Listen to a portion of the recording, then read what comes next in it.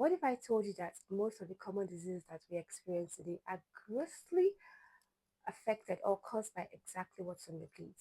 Examples are hypertension, your obesity, fatty liver, diabetes, down to even something as serious as colorectal cancer. Yes, these conditions don't just appear overnight. They are drastic things that occur from small, little decisions you make from exactly what you put on your plate. Today, I'm breaking down the top 5 diseases that are affected or caused by exactly what you put on your plate. Okay, so hi, my name is Sophia. I'm a preventive health nutritionist, and on this channel, we'll focus on using food to protect our future health. So, down to the top 5 diseases that are caused by food, we have the first one, which is hypertension. So, now we all know how rapidly the risk of hypertension is increasing everywhere we go. So, from adults above the age of 30, 4 out of 10 adults above the age of 30 could be diagnosed with high blood pressure from 145 to 180 down up to 200 to 90, 100. Why?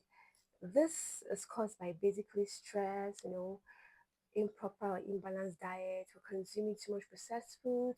We're consuming too much fat. There's so much sodium intake. We're not sleeping as much as we should. We're not taking enough rest as much as we should. And I get it, okay? We're young people. We're dealing with a lot of stress at work, family, money, and all that. But we have to eat well and sleep well to balance whatever's going on in our environment. Some of the risk factors of hypertension could include some studies say high sodium intake, but I'm pretty sure nobody goes around consuming salt or just you have a cup of salt and you're just scooping 1 spoon entirely. No, you get. So in the end, uh, a risk of hypertension or something that puts you at risk of hypertension is high processed food intake or just to break it down, just maybe a little medical grammar, insulin insensitivity. And insulin sensitivity is caused by the high and gross consumption of carbs from processed food which have low or little to no fiber content. Yes, majority of our foods these days, because we want a quick fix, nobody wants to go through the stress of going to the kitchen, going to the market. We just want something easy. We just want to get a burger, get a cake, meat pies, a pastries. You just want to snack on your chin chin and all that. So another risk factor is low fruits and low vegetables intake. Do you understand? So we're consuming lesser fruits these days. We're just eating. Most persons come home as late as night and you just want to eat something simple and just go to sleep. On the weekends, you hang out with your friends and you just chill and don't want to think too much about it. This is affecting our health adversely, you get. And then we're also consuming excess of fried foods, your fried chicken, your fried buns, your fried pastries, your peppered meat that is fried. Everything is fried. It's either fried or is processed or baked goods. It's so unhealthy. Really, really unhealthy and putting us at risk of hypertension. So for the preventive nutrition approach, I'd say we could increase our potassium-rich foods. For instance, banana has potassium. Yeah. Our vegetables and our fruits, they are very rich in potassium. So in general, you really have to consume your veggies and your fruits because they are rich in fiber, they're rich in your antioxidants, your vitamins, your phytochemicals. And those in the medical line, you know what your antioxidants can do. They mop up the free radicals in your bloodstream, so it reduces the risk of arteriosclerosis.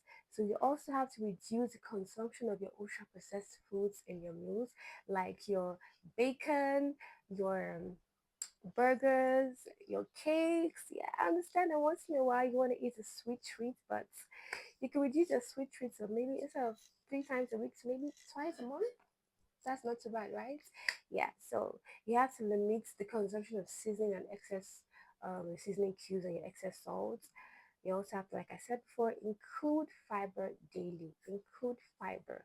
They are, in general, majority of our plant foods that are not processed, they are very rich in fiber. From your garden eggs, your pumpkin leaves, your green leaves, your spinach, rich in fiber. They're rich in vitamins and rich in minerals. Good for you. So the key line is your blood pressure responds to your dietary patterns over time. It doesn't really just come up from anywhere. Do you understand? It depends solely, unless there's another factor affecting it or causing it. But your blood pressure responds solely to what you consume in your diet over time. Okay, all right. So the next we're going to be talking about is diabetes. This is really, really popular. I'm pretty sure everybody knows one or two persons who has type 2 diabetes or a pregnant person who has diabetes mellitus.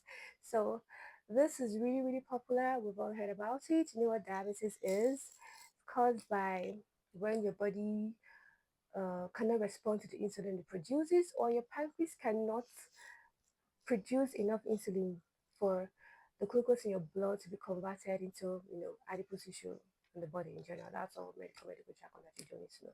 But regardless, the risk factors, most people over the age of 45, they're at risk of having it. It could be hereditary, but in the end, it is also still very much dietary related. So one thing I like to tell some persons is that people who come into the clinic for questions or for advice, I say that if you notice a pattern in your family that okay, maybe your parents they were diabetic, or you have an uncle or an aunt or grandparents who are diabetic, so you just keep in mind that okay, this is hereditary, this is in the family tree. So what am I going to do to not put myself at risk? And the best option is to start as early as possible. You should try to limit your refined carbs, your processed food as much as possible. Stick to consuming whole fiber foods. And even if you're consuming your carbohydrates, try to balance them with your protein. You get, try to balance them with your protein. Most people are like, oh, I don't need to be eating protein. I'm not a child. I'm not going to have kwashiorkor. But as adults, overnutrition and undernutrition also has its effects on us as adults. Yes, we've passed the stage of dealing with marasmus kwashiorkor, and kwashiorkor, very scurvy, rickets, and all that. But underconsumption and overconsumption of these nutrients, both macro and micro, still have their effects on our body, whether we like it or not. Whether you're 40, 30, 60, or 100, they still have effects on our bodies. So in regards to diabetes, you have to consume less refined carbs. And when you do consume carbs, excuse me, when you do consume carbs, it's better to consume the ones that have a whole fiber. You get, don't go for the processed ones, and try to combine them with proteins. I made a post on this on LinkedIn. I will attach a link below at the end of this video so you can see exactly what I'm talking about. When you consume your rice, small portion, combine them with proteins. Rice and proteins are a good protein carb combination. The wonderful part is that rice has amino acid, the limit amino acid of beans. How do I break this down now? I don't want, because this is another topic on its own. I don't want to go deep to it because I have a lot to talk about on this video. So just know that you have to combine your carbs with your protein for a balanced diet. Okay, your carbs, your proteins, add your veggies by the side, add your healthy fats, your avocado, your little nuts or seed oil by the side. Just make it as balanced as possible. All right, so this is, have I talked about the risk factors? I don't think so. Okay, so risk factors, yes. Consuming excess processed carbohydrates, sedentary lifestyle, you're sitting in one place, and a lot of persons are guilty of this. Now we have remote jobs, so nobody's going out anymore. Everybody's staying at home. You're sitting in one spot, you're with your laptop, you're with your screen, and you're working. 8 hours you're in one spot. The only time you get up is to go and eat your processed carbs. That is so unhealthy. So you really have to try to move around. Matter of fact, well, some people are like, oh, I need to go to the gym often. The funny fact is that if you actually do your house chores alone, because think about this, most majority of us, we have someone who comes around to do the chores. There's a washing machine to wash our clothes for us. There's someone to come around to clean, to scrub. But if you had a house to yourself and you decide to clean your house every single day, you wake up, you sweep, you mop, you scrub, you do the dishes, you wash your clothes with hand every single day. Trust me, that is more than enough exercise for you. You don't need to go and register for the gym. But if you cannot do that, you should register for the gym. Or it doesn't have to be so serious. Take a walk. Take a walk. 10K steps a day. You can start with 1,000, 2,000, and gradually increase it. But we should not just stick to the sedentary lifestyle. It's doing way more harm than good. There are so many studies that suggest how having a sedentary lifestyle is slowly ruining our health. Okay, try to move today. Take a walk. Okay, 2,000 steps. So next, sugary drinks. Yes, your Coke, your Fanta, your all the excess, down to even your beers. Yes, I'm not even going to exclude beers. So persons are like, oh, I don't drink Coke. I drink small stouts. I drink Henneken. Two twins or two triplets. They're all the same. They're all sodas. Just one is bitter and one is sweet. A matter of fact, beers have more sugar than Coke because the vinegar in it is so bitter. They have to add excess sugar to make it palatable for you to swallow. That's how dangerous it is. Drink water. Oh, drink water. If you really want to take something sweet, you have to blend your fruits, get your fruit juice, combine them. So, powerful line for this type 2 diabetes is a stable blood sugar will protect your pancreas tomorrow. You need to have a stable blood sugar because when your blood sugar is high, when you keep on having glucose spikes, it is these carbs, your sugar drinks that give your body, your blood glucose spikes. And then your pancreas has to produce insulin to convert this glucose into adipose tissue. So try to balance them. All right. Okay.